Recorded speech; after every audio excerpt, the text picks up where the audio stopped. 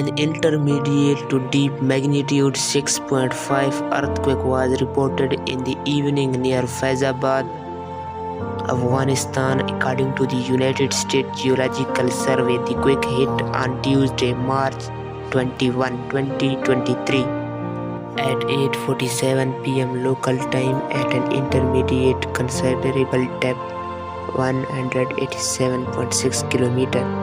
The strength of the earthquake may have been limited by relative great depth below the surface, which make it.